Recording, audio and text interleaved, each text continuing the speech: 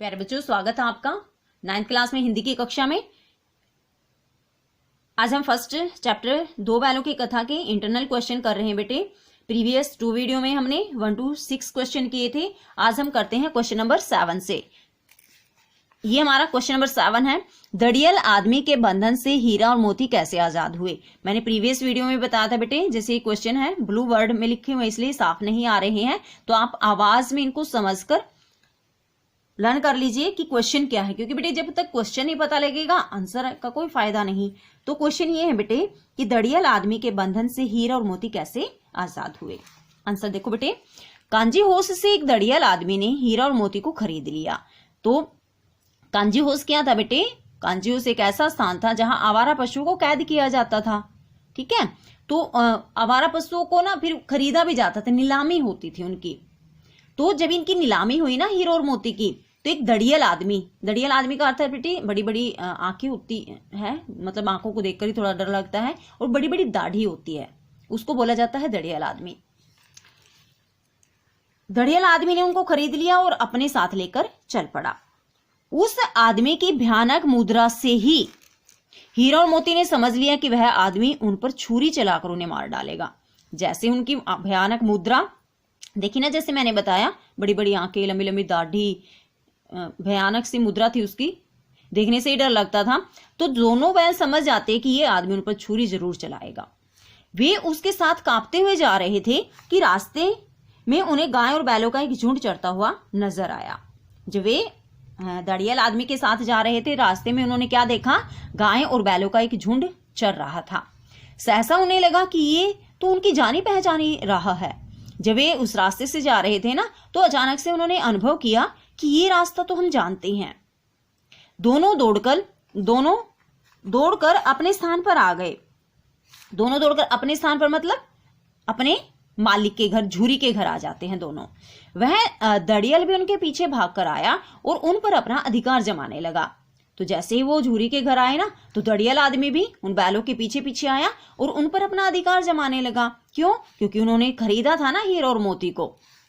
झूरी ने दोनों बैलों को गले लगा लिया। जैसे ही झूरी ने अपने बैलों को देखा तो वह उन्हें गले लगा लेता है और उस दड़ियल को कहा कि ये उसके बैल है। और झूरी दड़ियल आदमी से कहता है कि ये तुम्हारे नहीं बल्कि मेरे बैल हैं। दड़ियल ने जब जबरदस्ती बैलों को पकड़कर ले जाना चाहा तो मोती ने सींग चलाया। जैसे ही दड़ियल ने कहा ना कि इनको तो मैंने खरीद रखा है, जैसे वो जबरदस्ती करने लगा तो मोती उस दड़ियल पर सींग चलाने लग जाता है। दड़ियल पीछे हटा, दड़ियल उससे डरकर पीछे हट जाता है। मोती ने फिर पीछा किया तो दड़ियल भाग गया। मोती उसको मारने के लिए उसके पीछे लग जाता है, पीछे दौड़ पड़ता है, तो वह दड़ियल आदमी भाग जाता है। इस प्रकार वे दड़ियल आदमी के बंधन से आजाद हुए। तो इस तरह से वो दड़ियल आदमी जिसकी भयानक मुद्रा थी, जिसको देखने से ही डर लगता था, उस आदमी के बंधन से आजाद हुए। Next question number 8, most important question बेटे इंटरनल में। दो बैलों की कथा कहानी में निहित संदेश स्पष्ट करें। यानी जो चैप्टर हमने पढ़ा ना, जो कहानी हमने पढ़ी बेटे दो बैलों की कथा, यह कहानी हमें क्या संदेश देती है? इस कहानी का क्या संदेश है? आंसर देखिए, दो बैलों की कथा कहानी में प्रेमचंद ने स्पष्ट किया है कि किस प्रकार पशु और मानव में परस्पर प्रेम होता है।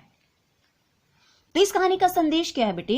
कि उन्होंने स्पष्ट करना चाहा कि कैसे पशु और मनुष्य एक दूसरे से प्रेम कर सकते हैं, प्रेम करते हैं, और पशु अपने मालिक के लिए कुछ भी करने के लिए तैयार रहते हैं। जैसे झूरी के घर थे ना, वो तो हर काम वो बड़ी खुशी से करते थे, कभी शिकायत नहीं करते थे, संतुष्ट थे वो उसके घर पर। तो यहाँ इसलिए बताया गया कि पशु अपने मालिक के लिए कुछ भी करने के लिए तैयार रहते हैं। हीरा मोती का झूरी से प्रेम यही सिद्ध करता है कि वे अपने मालिक के लिए कुछ भी कर सकते हैं। इसी प्रकार से गया के घर में छोटी बच्ची से रोटी प्राप्त कर वे उसके प्रति भी सद्भाव से भर उठते हैं।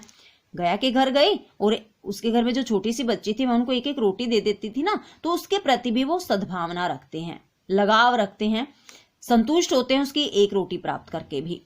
पशुओं को भी स्वतंत्रता प्रिय है। मोस्ट इंपोर्टेंट पार्ट बेटे ये।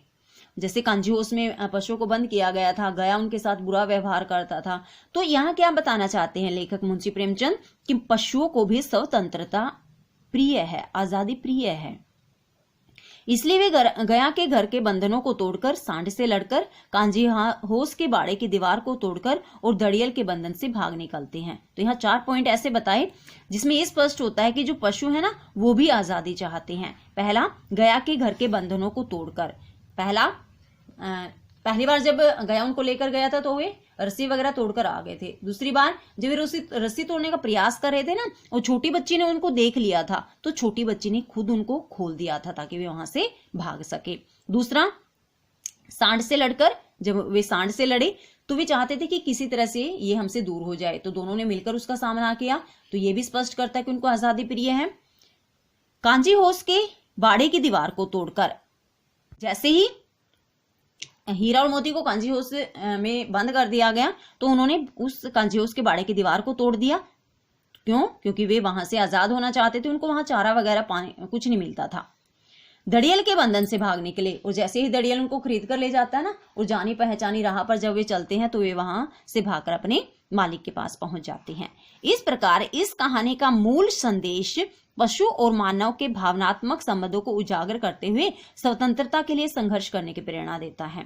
तो यह कहानी क्या संदेश देती है बेटे हमें, कि पशु और मनुष्य के भावनात्मक संबंधों को भी हमें समझना चाहिए कि पशु हमें क्या कहना चाहते हैं, और साथ में यह स्वतंत्रता के लिए संघर्ष करने की भी प्रेरणा देता है कि अगर हमें आजादी प्राप्त नहीं हो रही है तो आजादी प्राप्त करने के लिए हमें लगातार संघर्ष करते रहना चाहिए। तो इस पाठ है, ये जो कहानी है इसका संदेश क्या है कि किस प्रकार पशु और मनुष्य में परस्पर प्रेम होता है, पशुओं को भी स्वतंत्रता प्रिय है, और साथ में ये एग्जाम्पल लर्न करोगे बेटे कि उनको स्वतंत्रता प्रिय कैसे थी।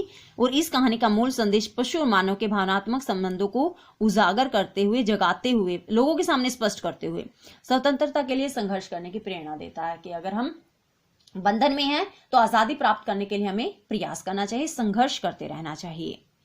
तो बेटे आज ये 2 क्वेश्चन थोड़ी से लेंथी है और थोड़े से समझने भी वाले हैं। तो आज आप ये 2 क्वेश्चन लर्न करोगे कि दड़ियल आदमी के बंधन से हीरा मोती कैसे आजाद हुए, और 2 बैलों की कथा कहानी में निहित संदेश स्पष्ट कीजिए। तो ये 2 क्वेश्चन आप लर्न करोगे। देखिए इसके साथ में एक छोटा सा क्वेश्चन और है, झूरी कौन था, उसका हीरा और मोती के साथ क्या संबंध था। क्वेश्चन ये है बेटे कि झूरी कौन था। आंसर देखो, झूरी एक किसान था। झूरी कौन था? झूरी एक किसान था। उसे पशुओं से बहुत प्रेम था, क्योंकि बेटे हीरा और मोती थे ना उसके पास, वो अपने पशुओं दोनों बैलों से बहुत प्रेम करता था। हीरा और मोती उसके 2 बैल थे, वह उन्हें जान से ज्यादा प्यार करता था।